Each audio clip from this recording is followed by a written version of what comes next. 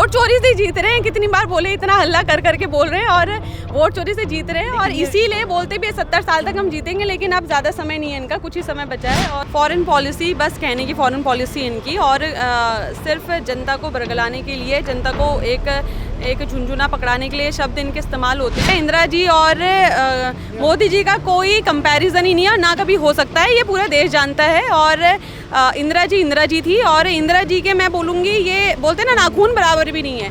तो अभी आप सोनम वांगचुक के बारे में ज़रूर जानती होंगी। तो जिस प्रकार से NSA लगा के एक समाज सेवी को, एक शिक्षाविद को, उनको इस तरह NSA लगा के बंद करने से देश की जनता में क्या मैसेज जाएगा? देखिए, लोकतंत्र की हत्या है, इनका काम यही है, लोकतंत्र की हत्या करना, संविधान को ख़त्म करने की कोशिशें करते हैं। बोलते थे, हमारे वहाँ बोला जाता था कि जब अगर शादी होनी है तो सैनिक है तो आंख बंद करके घर वाले शादी करते थे, लेकिन आज ये है कि लड़कियों के घर वाले शादी के लिए हाई नहीं कर रहे, सैनिक की आर्मी में सुन के कि 4 साल बाद उसने रहना ही नहीं है। तो बेरोजगारी और महंगाई है देश में, ठीक है, उसको लेके आप क्या सोचती हैं, क्या कैसे देख रही हैं 2014 से लेके 2025 में? ये बहुत दुर्भाग्य हमारे देश का कि हमारे देश के प्रधानमंत्री रील जैसे कल्चर को प्रमोट कर रहे हैं। ये जो रील्स पर रील्स बन रही है ना, सारी क्रिएटिविटी दिख रही है। व्हाट्सएप पर, इंस्टाग्राम पर रील देखकर भागीदारी नहीं बनती कि हिंदुस्तान के युवा 7-8 घंटा इंस्टाग्राम की रील देख रहा है। उसमें भाजपा और NDA की नीतियों का बहुत बड़ा योगदान है।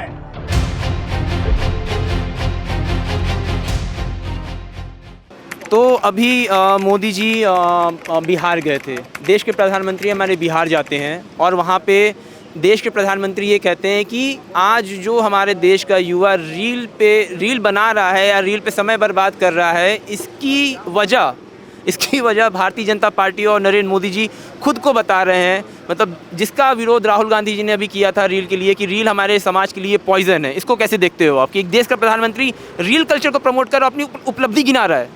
देखिए, जब भी आप अगर मोदी जी का इंटरव्यू आप देखिए, कभी भी कोई लेता है, जो उनके कुछ जो गोदी मीडिया के जो उनके पत्रकार हैं, वो उनका जब इंटरव्यू लेने आते हैं तो उसमें साफ वो कभी भी कुछ मीम की बात आती है कि लोगों ने आपकी मीम बनाई तो क्या, तो उनको वो मीम के बारे में सब पता होता है। तो आप देखिए कि एक प्रधानमंत्री जी, मुझे नहीं लगता इतना समय अगर जेन्युइनली काम कर रहे हैं तो उनके पास होना चाहिए कि वो मीम्स देखें या रील्स देखें, तो उनको सब चीज़ पता होती है। तो वो एक रील जीवी उनको बोला जा सकता है और वही वो प्रमोट कर रहे हैं। और ये बहुत दुर्भाग्य हमारे देश का कि हमारे देश के प्रधानमंत्री रील जैसे कल्चर को प्रमोट कर रहे हैं। और ये बहुत एक जेन्युइन टॉपिक है, क्योंकि जब राहुल जी जिस मुद्दे को उठाते हैं उसी के अगेंस्ट में कहीं ना कहीं इनके अंदर एक डर आता है और उसी के पक्ष या विपक्ष में कुछ ना कुछ बात लेके आते हैं। और राहुल जी ने जब उसके अगेंस्ट में बोला तो इनको उसमें भी कहीं ना कहीं फेवर ढूंढना था। और पूरे देश में किस तरह से इनका मजाक बन रहा है वो सभी देख रहे हैं, चाहे इन्हीं की पार्टी के सपोर्टर्स है, कहीं ना कहीं खुद भी जानते हैं कि जो ये कल्चर प्रमोट करने की कोशिश कर रहे हैं वो कितना गलत है हमारे देश के युवाओं के लिए। अच्छा, अभी आप जैसे मुझे पता चला कि आपने बताया कि आप उत्तराखंड से बिलोंग करते हो, ठीक है, तो अभी आप सोनम वांगचुक के बारे में ज़रूर जानती होंगी।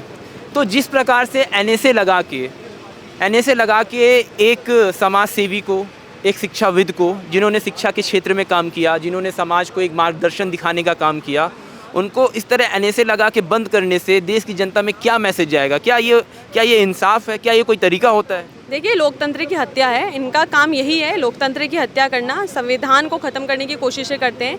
और किस तरह से लोगों के अंदर डर पैदा किया जाए, ये उसका सबसे बड़ा उदाहरण है। लेकिन जिनके अंदर एक कुछ करने की ललक होती है, वो इन सब कार्यों से डरते नहीं हैं। और चाहे वो हम हैं या सोनम वांगचुक जैसे या और भी अन्य आंदोलनकारी हैं, वो इसी तरह से अपनी आवाज़ उठाते रहेंगे। और जो ये काम करते हैं, जिस तरह से लोगों को बंद करने का, जेलों में डालने का काम करते हैं, उससे एक मैसेज जाता है। और ये अपने लिए ही गड्ढा खोदे हैं और ये गड्ढा इनको समय पर दिखेगा कि इन्होंने अपने लिए ही ऐसे काम कर करके कितना बड़ा गड्ढा खोद दिया है इस देश के अंदर। लेकिन उस वक्त जब इंदिरा गांधी जी ने पाकिस्तान के 2 हिस्से किए, बांग्लादेश बनाया, उस वक्त भी अमेरिका ने बहुत प्रेशर डाला, बहुत दबाव डाला, लेकिन इंदिरा जी ने उसको ताक पे रखते हुए उस काम को साकार करके दिखाया। और आज के टाइम पे नरेंद्र मोदी जी अपने ही देश के मुद्दे में अमेरिका के कहने में चुप हो जाते हैं, उनका कोई बयान नहीं आता, इसमें कैसे दोनों नेताओं के बीच में अंतर देखती हैं आप? देखिए, ये क्वेश्चन ही गलत है। इंदिरा जी और मोदी जी का कोई कंपैरिजन ही नहीं है, ना कभी हो सकता है, ये पूरा देश जानता है। और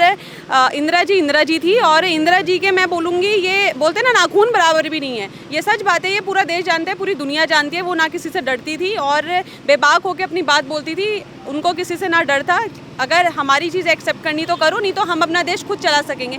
जहाँ हमारे देश में सुई नहीं बनती थी, ऐसे स्तर से आज हमारे देश को इतना उठाया है नेहरू जी ने, इंदिरा जी ने, तो ये कंपैरिजन इन लोगों का उनसे कोई बनता ही नहीं है। इनकी सोच, इनकी विचारधारा बहुत अलग है, ये अलग ही लेवल। मोदी जी एक कमज़ोर नेता माने जाते हैं। बिल्कुल कमज़ोर नेता है, कमज़ोर प्रधानमंत्री है, जो कि जो ना निर्णय ले सकते हैं। और समय समय पर जब एक समय आता है कि जिसमें पूरे देश और पूरी दुनिया के सामने देश को उठाने की बात आती है, वहाँ पर इन्होंने हमेशा हमारे देश को डिग्रेड किया है। अभी जो अटैक हुआ था जम्मू एंड कश्मीर में, और जो हमारे अटैक हुए थे, पहलगाम अटैक हुआ था, उसमें भी किस तरह से हमारे देश को किस तरह से हम लोगों को बहुत शर्मसार होना पड़ा। जो हम सोचते थे कि एक अच्छा निर्णय आएगा और ट्रंप हमें निर्देशित करते, उसके बाद हम आगे हमारे देश कोई निर्णय लेता है, तो ये बहुत दुर्भाग्य है। इसलिए इंदिरा जी किसी की नहीं सुनती थी, वो अपने निर्णय लेती थी, अपना निर्णय सुनाती थी। तो इनसे कोई मोदी जी क्रेडिट लेते हैं, निर्णय नहीं लेते।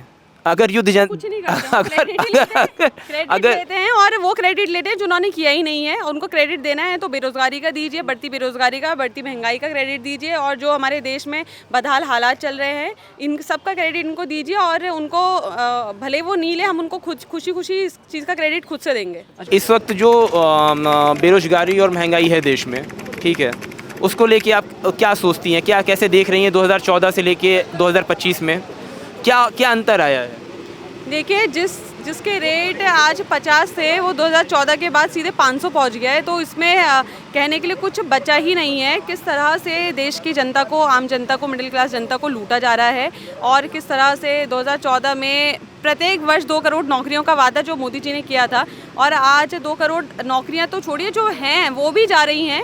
और जो बड़ी बड़ी बातें इन्होंने कही थी, जो बड़े बड़े वादे इन्होंने महिलाओं से, देश की महिलाओं से, देश के युवाओं से किया था, आज सबको समझ में आ रहा है। और इसीलिए आप देखिए, जितने प्लेटफॉर्म से, आप सबसे बड़ा प्लेटफॉर्म मेरी नज़र में अगर हम देखें कि सोशल मीडिया, जिसमें हम देख सकते हैं कि इस तरह से लोगों का, जनता का रुख क्या है।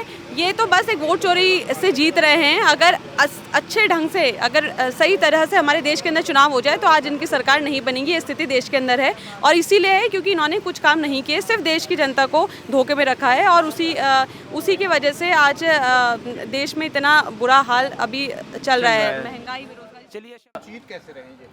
वोट चोरी से जीत रहे हैं। कितनी बार बोले, इतना हल्ला कर करके बोल रहे हैं, और वोट चोरी से जीत रहे हैं। और इसीलिए बोलते भी 70 साल तक हम जीतेंगे, लेकिन अब ज़्यादा समय नहीं है इनका, कुछ ही समय बचा है, और बस ज़्यादा समय अब नहीं है जाने वाले हैं। लेकिन ये वोट चोरी जनता को समझ में क्यों नहीं आ रही? क्यों नहीं आ रही है? आ रही है, सबको आ रही है समझ में, ऐसा नहीं है, सबको आ रही है। और बस वो ये जो वोट चोरी का जो सिस्टम चल रहा है, आप देखिए, अगर कुछ उनके लोग हैं, वो अगर एक ही इंसान 5-5 जगह जाके वोट दे रहा है, तो इसलिए वो उस चीज़ का में थोड़ा नुकसान हो रहा है। और आगे जिस तरह से राहुल जी ने मुद्दा उठाया है और सब लोगों ने देखा है, तो वो आगे समझ में आ रहा है लोगों को। और बहरहाल मैं अब ये हम लोग ये इंटरव्यू ख़त्म करते हैं, पर उससे पहले मैं आपको एक डेटा दे देना चाहता हूँ कि कांग्रेस, हम लोग कभी ये जो हमारे आर्मी भर्ती होती है, ठीक है, उस पर हम लोग डेटा का थोड़ा रिसर्च कर रहे थे।